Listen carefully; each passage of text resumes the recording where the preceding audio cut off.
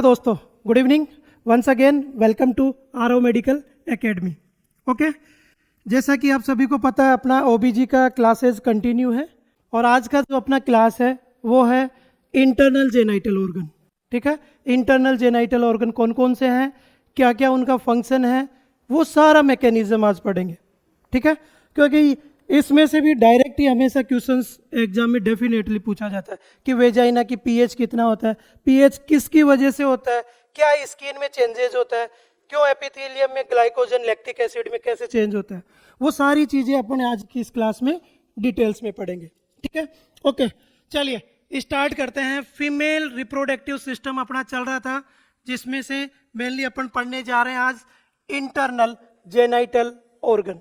Internal genital organ कौन कौन से हैं वो पढ़ने जा रहे हैं। सबसे पहले कौन कौन सा पार्ट्स इसमें हैं, तो है इसमें वेजाइना, ठीक है, दूसरा है यूट्रस, इसके बाद फेलोपियन ट्यूब और ओवरीज। ठीक है, कोशिश करेंगे कि चारों पार्ट को आज की क्लास में पढ़ लें, क्योंकि इसमें अपन बीच बीच में पूरा कवर करते हुए, ऐसा नहीं कि वेजाइना का डेफिनेशन पढ़ा खत्म।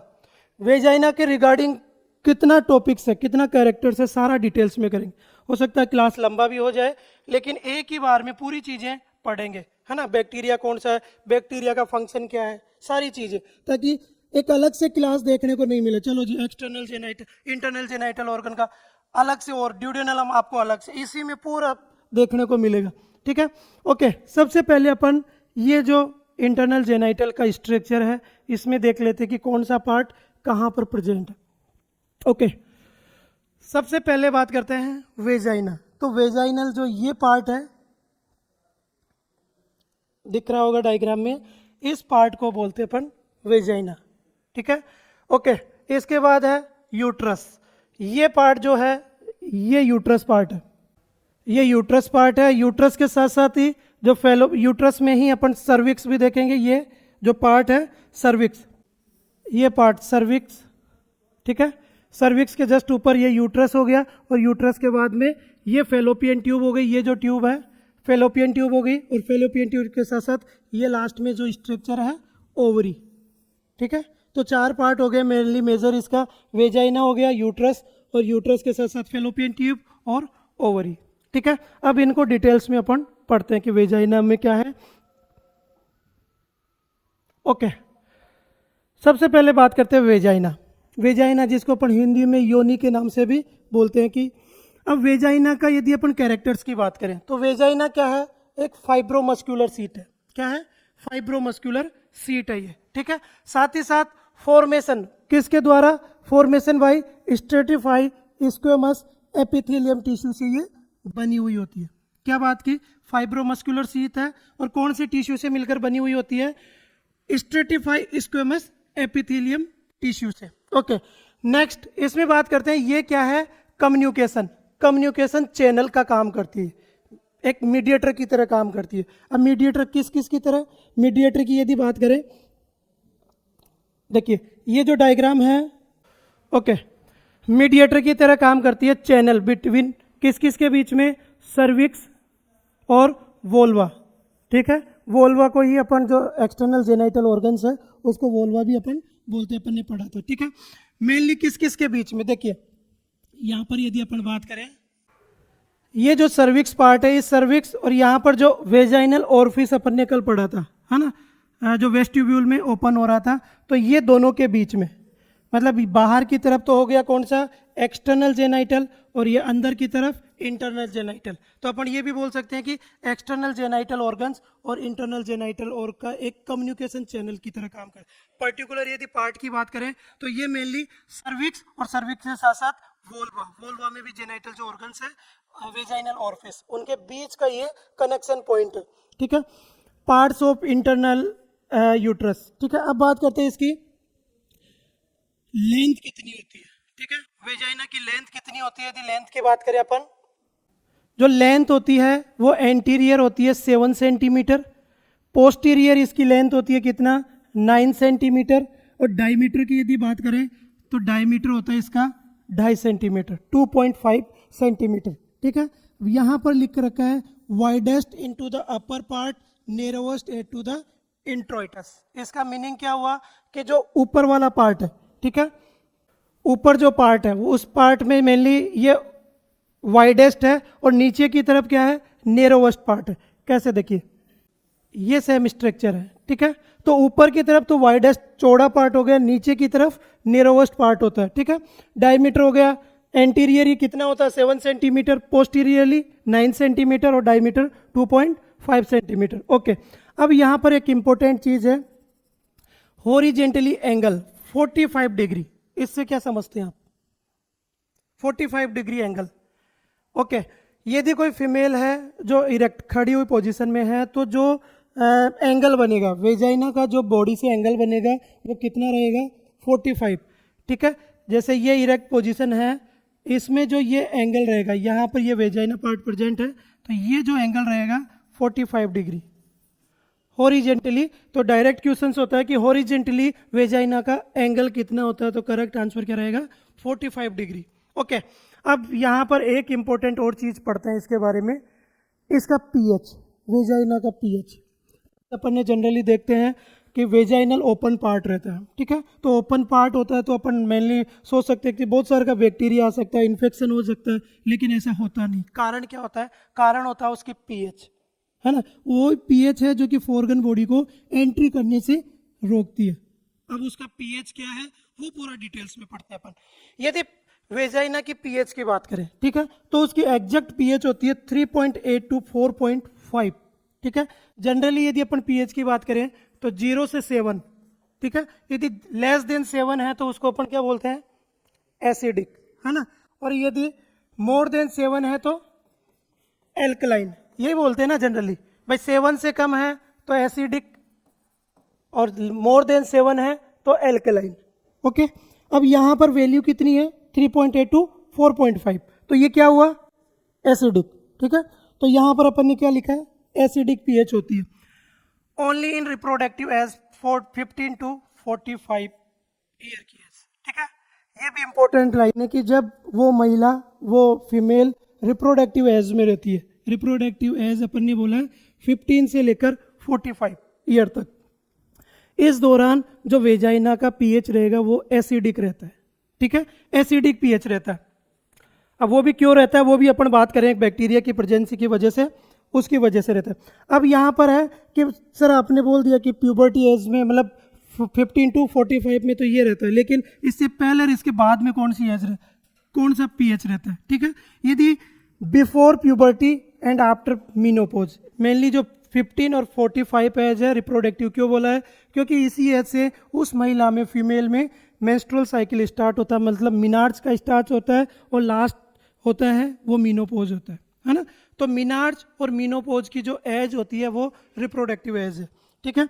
अब यदि प्यूबर्टी से पहले और आफ्टर मीनोपोज पीएच क्या रहेगी, तो उसका पीएच यदि बात करें तो न्यूट्रल और एल्कलाइन रहती है।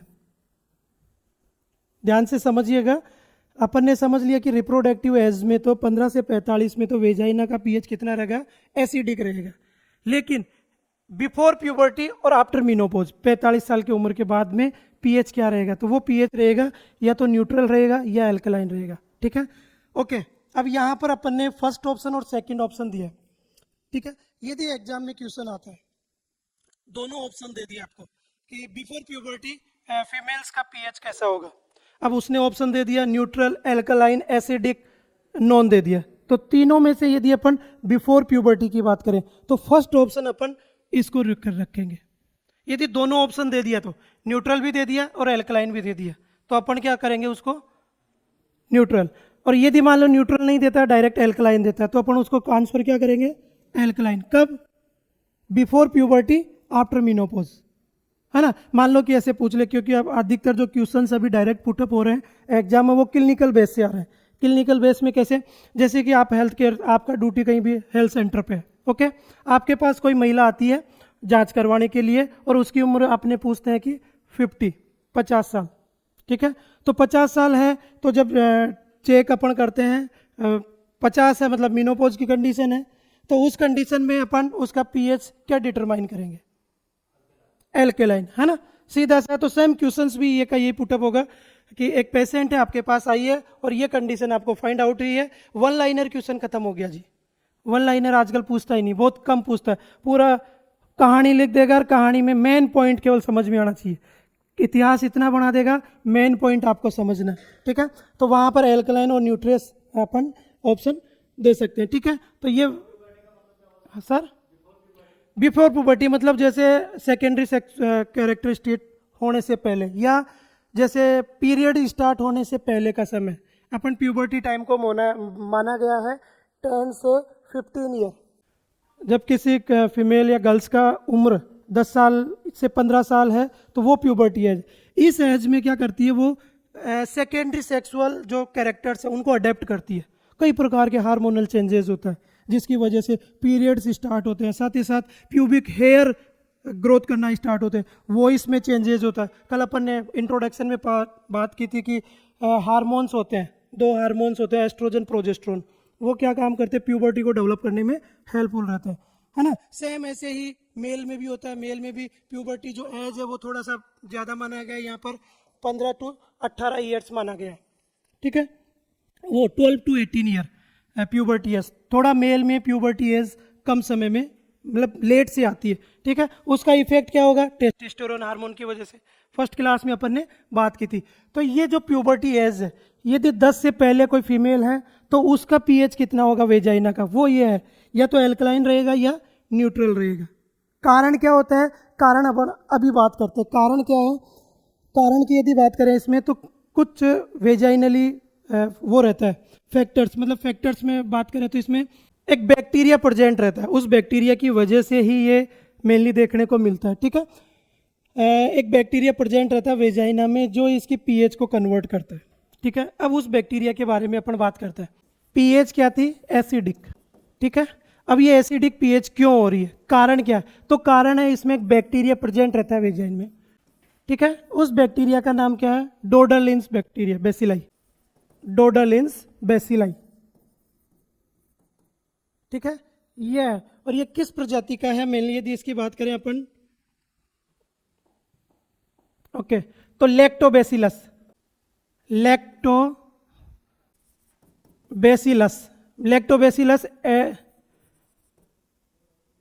ओके, लैक्टोबैसिलस जो बैक्टीरिया है मेनली उसी की वजह से, ठीक है।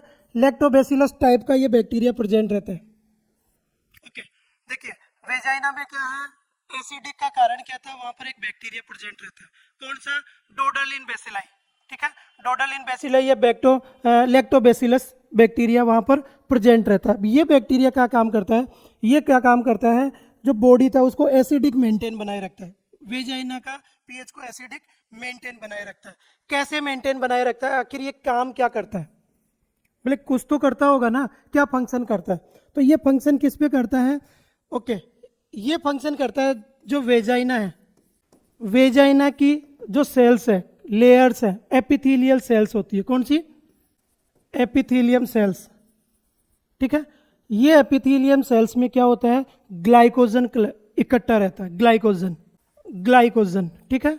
मतलब जो ग्लूकोज होता है वो ग्लूकोज एक्स्ट्रा ग्लूकोज किस में कन्वर्ट हो जाता है, ग्लाइकोजन के रूप में, है ना, जनरली अपन जानते हैं। तो ये जो ग्लाइकोजन के रूप में इस सेल्स में कलेक्ट रहता है। वेजाइना की जो सेल्स है, जो लेयर है, उसी लेयर में ग्लाइकोजन जो ग्लूकोज है ग्लाइकोजन के रूप में स्टोर रहता है। अब अच्छा ठीक है, वो क्लियर कर देते हैं उसको, ठीक है। ग्लाइकोजन है, एक मिनट, ये ग्लाइकोजन है, ये कन्वर्ट करेगा किसमें, लैक्टिक एसिड में। अब ये थोड़ा मार्कर का है, इधर उधर कनेक्ट हो जाता है, ठीक है। ग्लाइकोजन कन्वर्ट होता है लैक्टिक एसिड में। अब इस ग्लाइकोजन को लैक्टिक एसिड में कौन कन्वर्ट करता है, ये बैक्टीरिया, कौन सा, डोडालिन्स। जो डोडालिन बैक्टीरिया है वो कन्वर्ट करता है ग्लाइकोजन को किसमें, लैक्टिक एसिड में। और लैक्टिक एसिड मतलब ये लैक्टिक एसिड ही है इसका पीएच, मतलब ग्लाइकोजन को एसिडिक में कन्वर्ट कर दिया। समझ में आया ये चीज। देखिए दोबारा से अपन बात करते हैं। वेजाइना है, वेजाइना की जो कवरिंग लेयर है एपिथेलियम लेयर है, ठीक है। उस एपिथेलियम जो सेल्स हैं उनमें ग्लूकोज स्टोर रहता है, किस रूप में, ग्लाइकोजन में, ग्लाइकोजन के रूप में वो स्टोर रहता है। ठीक है। अब इस ग्लाइकोजन को लैक्टिक एसिड में कन्वर्ट करता है ये बैक्टीरिया, ये जो डोडालिन है, लैक्टोबैसिलस, ये बैक्टीरिया क्या काम करता है, ग्लाइकोजन को लैक्टिक एसिड में कन्वर्ट कर देता है, मतलब एसिडिक एनवायरमेंटल प्रोवाइड करवा देता है, ठीक है। इसी वजह से ये पीएच जो होता है ये एसिडिक रहता है। लेकिन ये जो, यदि अपन इस बैक्टीरिया की भी एक खूबी क्या है, ये बैक्टीरिया प्रेजेंट रहेगा रिप्रोडक्टिव एज में। ये जो बैक्टीरिया होता है, यदि इस बैक्टीरिया की बात करें तो ये बैक्टीरिया अपीयर कब होता है, प्यूबर्टी एज में, प्यूबर्टी एज में, ठीक है। प्यूबर्टी एज में अपीयर होता है और डिसअपीयर कब होता है, डिसअपीयर कब होगा, आफ्टर 45 या मीनोपोज, ठीक है, मीनोपोज। जब मीनोपोज स्टार्ट हो जाता है तब ये बैक्टीरिया डिसअपीयर हो जाता है, ठीक है। मतलब इस दौरान ये बैक्टीरिया प्रेजेंट रहता है और वेजाइना की जो पीएच है उसको एसिडिक बनाए रखता है, इसका ये फंक्शन है। अपीयर कब हो रहा है, ये अपीयर हो रहा है मेनली जब प्यूबर्टी स्टार्ट हो जाती है एज, उस दौरान ये अपीयर होता है। ऐसे पहले से रहता है लेकिन न के बराबर इसकी क्वांटिटी रहती है, ओके। लेकिन मेन फंक्शन या मेन अपीयरेंस कब होता है इसका, जब प्यूबर्टी एज स्टार्ट हो जाती है, तब ये अपीयर हो जाता है और ये काम अपना करना स्टार्ट कर देता है। और काम क्या काम करता है, ये ग्लाइकोजन को लैक्टिक एसिड में कन्वर्ट करता है, लैक्टिक एसिड में कन्वर्ट कर दिया और वेजाइना की पीएच कैसी हो गई, एसिडिक, है ना। अब जो एसिडिक पीएच हो गई एसिडिक, ठीक है। अब ये जो एसिडिक की वजह से अब ये क्या काम करती है, बॉडी में डिफेंस मैकेनिज्म का काम करती है, डिफेंस मैकेनिज्म का, डिफेंस मैकेनिज्म का काम करती है। डिफेंस मैकेनिज्म का कैसे, कि ये जो एसिडिक एनवायरमेंटल है ये क्या काम करती है, जैसे भी कोई फॉर्गन बॉडी आएगा उस फॉर्गन बॉडी को रिजेक्ट कर देती है ना। जो वेजाइनल के थ्रू बॉडी में यदि एंट्री माइक्रो ऑर्गेनिज्म एंट्री करने की कोशिश करेगा तो ये इसको डिस्ट्रॉय कर देगा, खत्म कर देगा, चले जाओ यहाँ से एंट्री नहीं। एक तरह से अपन बोल सकते हैं कि ये जो पीएच है ये एज ए द्वारपाल की तरह काम करता है, कि यदि कोई शत्रु आया तो उसको अपनी सीमा में ही एंट्री नहीं करने देना, ठीक है। तो सेम ये जो एसिडिक एनवायरमेंटल है इसी की वजह से जो माइक्रो ऑर्गेनिजम्स है वो एंट्री नहीं कर पाते वेजाइना के थ्रू बॉडी में।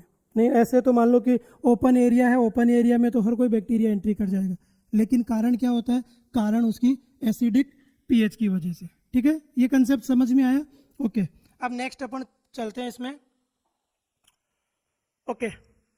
यहाँ तक अपन ने वेजाइना के बारे में क्या था डिटेल्स में पढ़ा, वेजाइना की पीएच क्या है, ठीक है।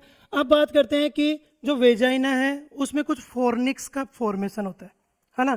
तो यहाँ लिख रखा है fornix and wall of vagina, vagina की वॉल क्या है और फोर्निक्स कौन कौन से हैं, ठीक है। तो देखिए डायग्राम आपको दिख रहा होगा, इस डायग्राम में ये जो पार्ट है, ये जो रीजन है, ये रीजन है वेजाइना का, ठीक है, ओके। अब यहां पर सबसे पहले बात करते हैं फोर्निक्स, है ना। तो फोर्निक्स, दो फोर्निक्स बनते हैं इसमें, एक एंटीरियर और एक पोस्टीरियर, ठीक है। देखिए ये जो इसको अपन ऐसा करते हैं डायग्राम में बनाते हैं, इधर क्लियर हो रहा है कि आपको ये, ठीक है। देखिए यहां पर ये वेजाइना का एंटीरियर पोर्शन है, ये वाला, ठीक है। तो ये एंटीरियर ये उभार लेके यहां पर ऐसे, तो ये जो पोर्शन है इसको बोलते हैं एंटीरियर वेजाइनल फोर्निक्स। और जो पीछे की तरफ ये जो पोर्शन है ये पोस्टीरियर फोर्निक्स। देखिए इसको ऐसे समझते हैं अपन, ओके। ये जो पोर्शन है ये है वेजाइना, ये वाला जो पोर्शन है ये इसकी एंटीरियर वाल हो गई, एंटीरियर वाल, ये इसका पोस्टीरियर वाल हो गया, ठीक है, ओके। अब यहाँ समझते हैं, देखिए ये एंटीरियर वाल है, हमेशा जो ये ऊपर की तरफ है यूट्रस, ठीक है। अब यहाँ पर ये जो एंटीरियर वाल है ये एक ऐसा घुमाव बनाता है, ये इसके साथ, किसके साथ, यूट्रस के साथ। यहाँ पर एक फोर्निक्स का फॉर्मेशन होता है, तो इसी फोर्निक्स को अपन बोलते हैं कौन सा, एंटीरियर, एंटीरियर फोर्निक्स, ठीक है। एंटीरियर वाल के साथ जो फोर्निक्स है एंटीरियर फोर्निक्स। अब ये वाल कौन सी है, पोस्टीरियर वाल, अपन ने लिख दिया पोस्टीरियर वाल। अब ये पोस्टीरियर वाल क्या होती है कि ऊपर की तरफ थोड़ा सा आगे की तरफ वेजाइना के साथ कनेक्ट रहती है, ये यूट्रस के साथ। तो यहाँ तक ये यहाँ ऊपर तक होती है, ओके, तो ये जो पोर्शन हो गया एंटीरियर, और जो पोस्टीरियर वाल के साथ यूट्रस का जो फोर्निक्स फॉर्मेट हो रहा है इसको बोलते हैं पोस्टीरियर फोर्निक्स। समझ में आया? दोनों दो फोर्निक्स का फॉर्मेशन है। एंटीरियर वाल जो यूट्रस के साथ जो फोर्निक्स बनाती है एंटीरियर फोर्निक्स है, और जो पोस्टीरियर वाल जो यूट्रस के साथ जो फोर्निक्स बना रही है वो पोस्टीरियर फोर्निक्स। दो फोर्निक्स।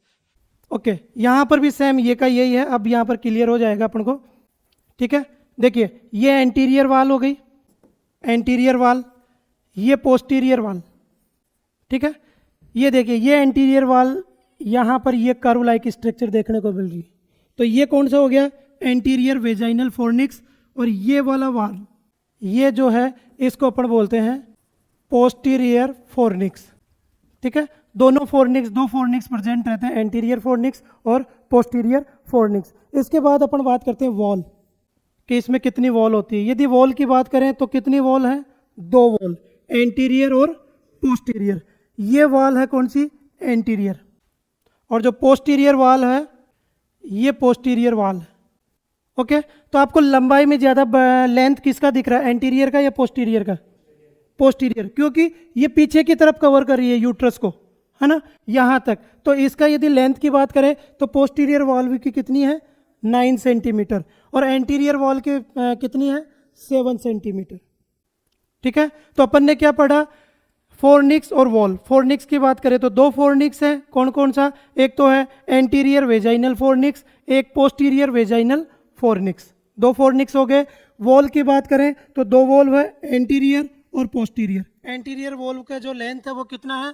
7 सेंटीमीटर, और पोस्टीरियर वॉल का कितना है? 9 सेंटीमीटर। ओके, नेक्स्ट अपन देखते हैं इसमें। ओके, नेक्स्ट इसमें अब रिलेशन की बात करते हैं कि जो वेजाइना का है वो दूसरे ऑर्गन के साथ रिलेशन क्या है।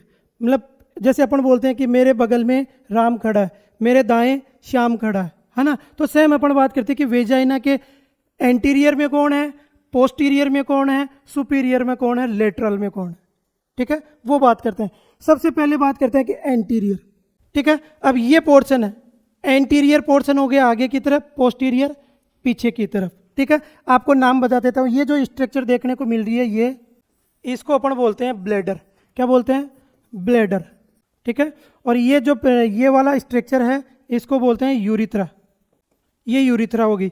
साथ ही साथ ये जो कर्व लाइक आपको देखने को स्ट्रक्चर देखने को मिल रही है ये है रेक्टम, ठीक है। और ये वेजाइनल हो गया, ये रेक्टम हो गया, ये वाला रेक्टम। इस दोनों के बीच का जो यदि इस एरिया की बात करें तो पेरिनियल बॉडी।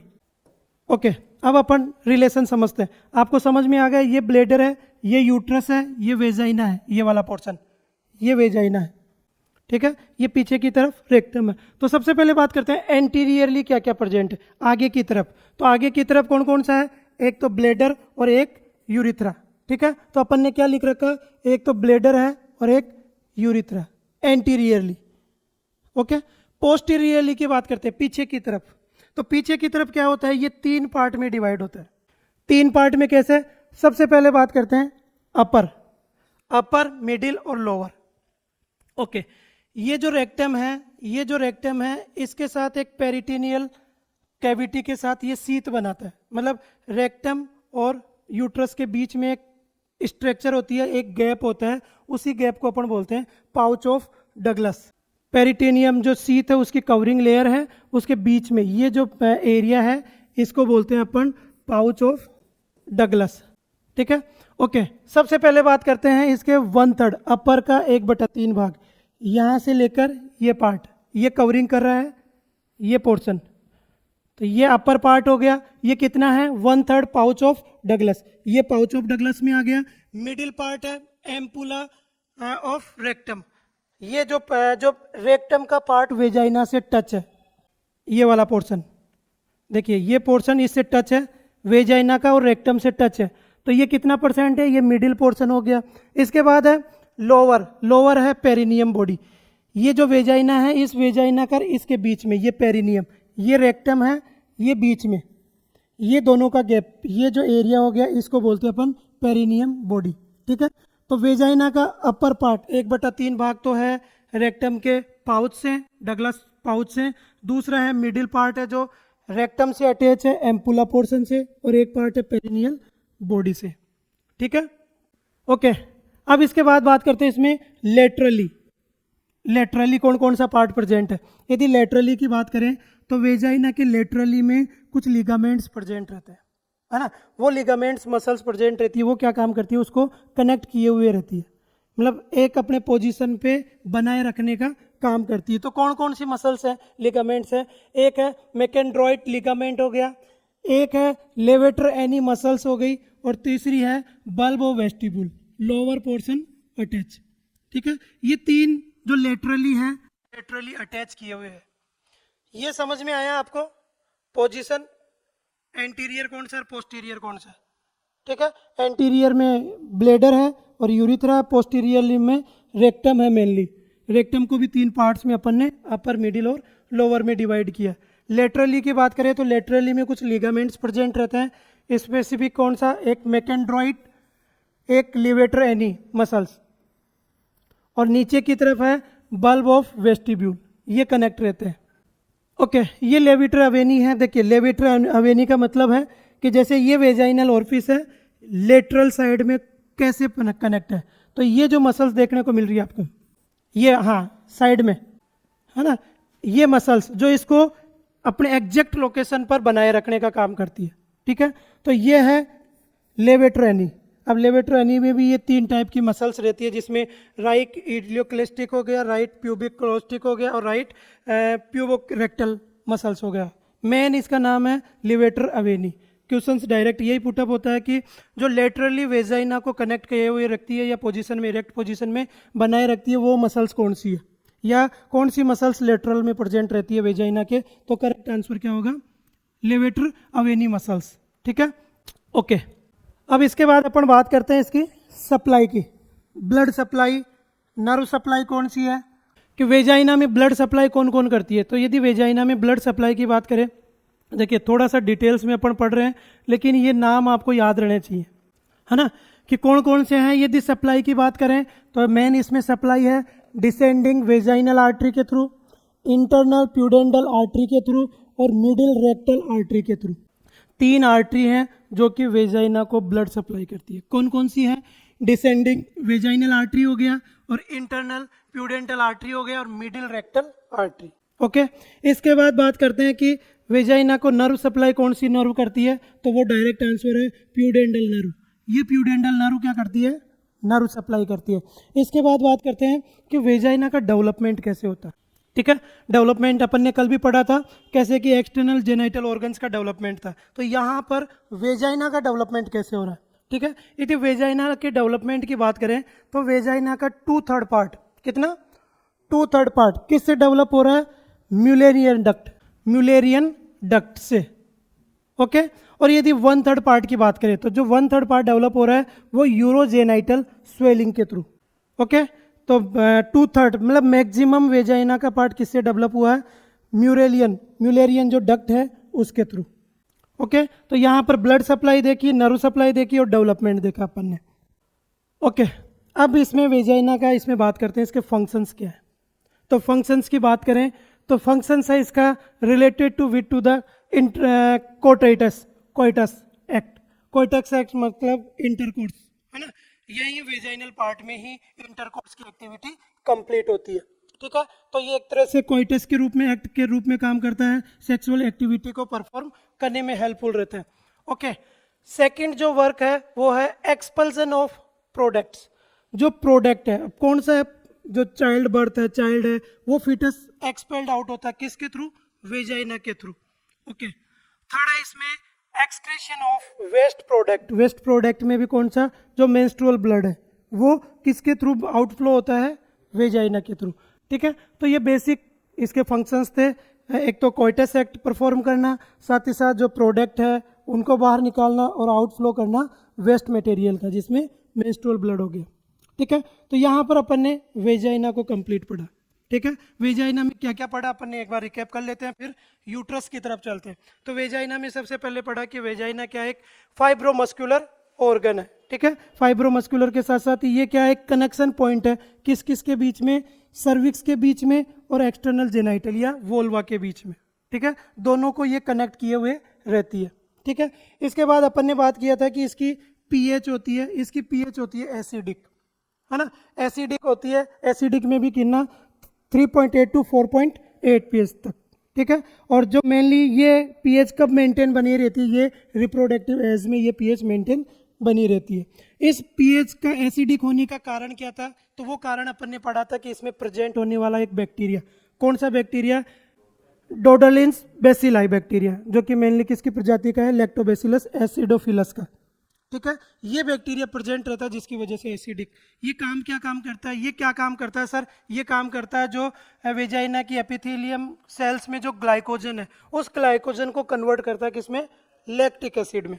ठीक है, लैक्टिक एसिड में कन्वर्ट करता जाता है, जिसकी वजह से ये इसका पीएच मेंटेन रहता है। अपीयर कब होता है जी, यदि अपीयर की बात करें तो ये जो डोडालिन है कब, प्यूबर्टी एज में, जब महिला में प्यूबर्टी एज स्टार्ट हो जाती है तब ये अपीयर होता है। डिसअपीयर कब हो जाता है, 45 ईयर या म्यूनोपोज के बाद में ये डिसअपीयर हो जाता है। ठीक है, ये पढ़ा। प्यूबर्टी से पहले और म्यूनोपोज के बाद जो पीएच होगा वो कैसा होगा, या तो न्यूट्रल होगा या एल्कलाइन देखने को मिलेगा। ठीक है, इसके बाद अपन ने बात की थी इसमें कि इसमें कुछ फोर्निक्स है और वाल्व है, तो दो फोर्निक्स प्रेजेंट रहते हैं जो वेजाइनल के साथ मिलकर बनाते हैं। कौन कौन सा, एक तो एंटीरियर वेजाइनल फोर्निक्स और एक पोस्टीरियर वेजाइनल फोर्निक्स। इसके बाद अपन ने बात की थी इसकी 2 वॉल्स रहती है, एक एंटीरियर वॉल एक पोस्टीरियर वॉल। एंटीरियर वॉल का लेंथ कितना था, 7 सेंटीमीटर, और पोस्टीरियर वॉल का 9 सेंटीमीटर, ये हो गया था। इसके बाद अपन ने बात की थी कि ये रिलेशन क्या क्या बनाती है, तो रिलेशन की बात अपन ने बात की थी कि एंटीरियरली ये कनेक्टेड रहता है किससे, एक तो ब्लेडर से और यूरिथ्रा से। ठीक है, और पोस्टीरियरली 3 पार्ट में डिवाइड किया गया था। अपर पार्ट था 1/3 पार्ट जो कि मेनली पाउच ऑफ डगलस से था, मिडिल पार्ट था एम्पुला ऑफ रेक्टम से था, और जो लोअर पोर्शन था वो पेरिनियम बॉडी से कनेक्ट था। ठीक है, ओके, कनेक्ट था, तीनों पोर्शन हो गया था। उसके बाद था इसमें इसके फंक्शंस क्या क्या थे, फंक्शंस थे 3 फंक्शंस थे। एक तो इन जो कोइटस था वो मैकेनिज्म कंप्लीट होती है, दूसरी इसमें क्या होती है, जो एक्सपेल्ड आउट होता है जो प्रोडक्ट्स है वो, और साथ ही साथ जो वेस्ट मटेरियल है वो बाहर की तरफ मूव होते हैं। ठीक है, तो यहाँ पर वेजाइना का टोटल कंसेप्ट क्लियर किया अपन ने। ओके, हाँ जी, फंक्शन तो जैसे डायरेक्ट पूछ लिया कि 1 लाइनर, मान लो कि कोइटस मैकेनिज्म कहाँ पर कंप्लीट होती है, तो आप क्या यूट्रस में बताओगे, स्टार्टिंग तो वहीं पर होती है ना, वेजाइनल पार्ट में तो होती है।